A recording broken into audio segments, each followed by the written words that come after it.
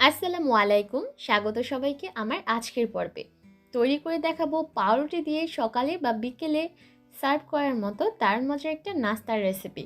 আশা করছি আপনাদের সকলের কাছে রেসিপিটা ভালো লাগবে। প্রথমেই একটা বাটির মধ্যে 2টা ডিম ভেঙে নিয়ে নিলাম, আর এর মধ্যে দিয়ে দিলাম সামান্য একটু লবণ।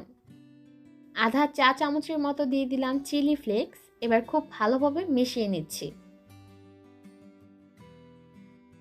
ডিমটাকে ভালোভাবে ফেটিয়ে নেওয়া হয়ে গেলে এবার এর মধ্যে দিয়ে দিব 1 টেবিল চামচের মতো কুচি করে নেওয়া পেঁয়াজ। এবার আরও একবার ভালোভাবে মিশিয়ে নিচ্ছি। আর মিশিয়ে নেওয়া হয়ে গেলে আমি বাটিটাকে একটা সাইডে রেখে দিচ্ছি। এবার আরেকটা বাটির মধ্যে নিয়ে নিলাম 1 কাপ পরিমাপে বেসন, 1/4 চা চামচ দিয়ে দিলাম লবণ, 1 চা চামচের মতো দিলাম চিলি ফ্লেক্স। এবার শুকনো উপকরণগুলোকে একসাথে মিশিয়ে নিচ্ছি। মেশানো হয়ে গেলে এবার এর মধ্যে নর্মাল পানি দিয়ে একটা ব্যাটার তৈরি করতে হবে।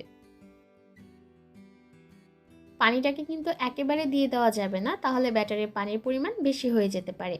তাই অল্প অল্প করে পানি দিতে হবে আর মিশিয়ে নিতে হবে। আর অবশ্যই খেয়াল রাখবেন যাতে ব্যাটারের মধ্যে বেসনের কোনো দলাভাব না থাকে।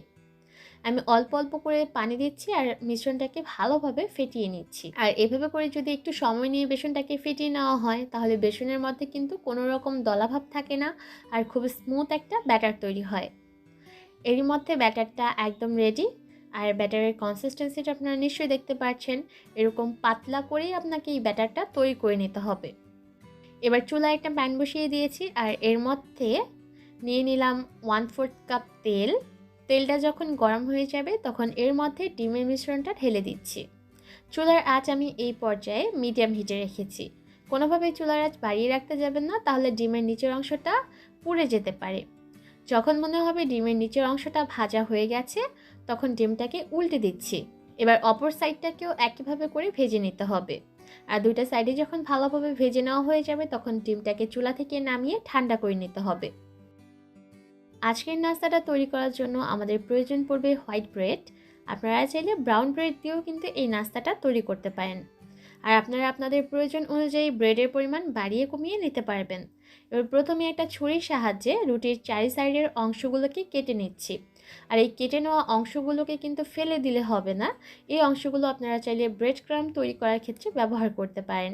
আমার চ্যানেলে কিন্তু অলরেডি 2টা ব্রেড ক্রাম্বের রেসিপি দেওয়া আছে, আমি ডেসক্রিপশন বক্সে লিঙ্ক দিয়ে দিব, আপনারা চাইলে দেখে নিতে পারবেন। একইভাবে করে আমি বাকি রুটির সাইডের অংশগুলোকে কেটে নিব।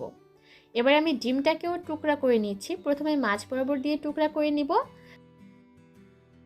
তারপর টুকরা দুইটাকে একসাথে করে সাইডের অংশগুলোকে একটু সমান করে নিচ্ছি।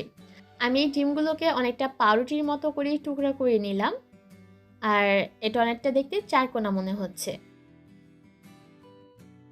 এবার একটা পাউরুটির স্লাইস নিয়ে নিলাম আর এর উপর একটা ডিমের স্লাইস দিয়ে দিলাম। এবার উপর থেকে আরও একটা রুটির স্লাইস দিয়ে দিলাম।